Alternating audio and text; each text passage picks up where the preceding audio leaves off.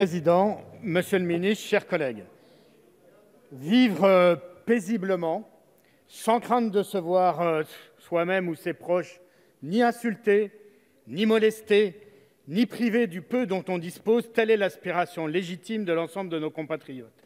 Et vous le savez, ce sont les quartiers populaires et les personnes les plus fragiles qui sont les plus exposées à l'insécurité et à la délinquance du quotidien. Or, sur ce sujet, depuis 2 décennies, et malgré les déclarations d'intention, on a plus souvent défait que construit. Nous pensons que avec les rapporteurs de cette proposition de loi, qu'il est nécessaire de bien articuler les relations et les missions de terrain des forces de sécurité de l'État, d'une part, des policiers municipaux, d'autre part, et enfin des agents privés de sécurité, par ailleurs. Pour les députés communistes, définir précisément le périmètre, le rôle et les missions de chacun est d'autant plus nécessaire que ce continuum de sécurité ne doit en aucun cas engendrer une confusion de compétences entre ces différentes forces.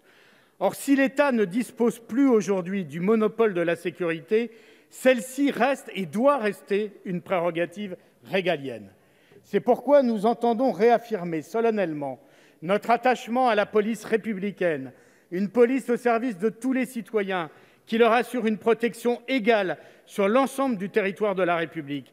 Et c'est pour nous, dans ce cadre, que doit s'inscrire tout projet de reconstruction d'une police de proximité dont nous voyons bien aujourd'hui, après qu'elle fut sciemment démantelée, l'utilité tant en matière de prévention, de répression que de renseignement. Les questions soulevées par cette proposition de loi sont d'une grande complexité et nous regrettons de ne pas disposer d'études d'impact ni d'avis du Conseil d'État. Nous le déplorons d'autant plus que le texte excède largement l'ambition première des rapporteurs. Il a été augmenté des dispositions voulues et annoncées par le Gouvernement, et je pense en particulier au dispositif sur l'usage des drones et sur la diffusion d'images des policiers et gendarmes. Nous voulons dire notre crainte que de nouveaux rapprochements des missions des agents de police municipale de celles des forces nationales risquent de justifier une nouvelle vague de désengagement de l'État de sa mission régalienne. Ce serait une source supplémentaire d'inégalité entre les territoires, car on ne peut pas parler de la police municipale, mais des polices municipales qui, d'une ville à l'autre, peuvent être très différentes dans leur mission, leur doctrine et leur effectif. Nous nous opposons à cette évolution. C'est une question à la fois de justice et d'efficacité.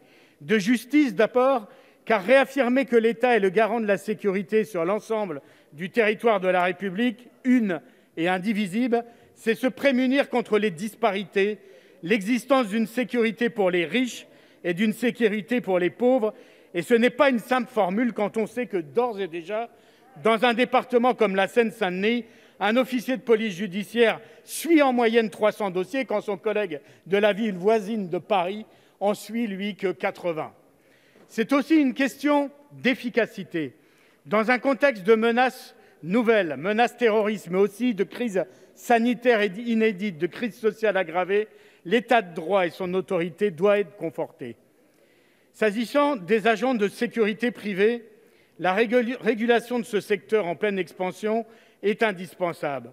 Or, qu'il s'agisse des règles de sous-traitance ou plus largement de la moralisation du secteur, le texte présenté répond insuffisamment aux faiblesses structurelles existantes.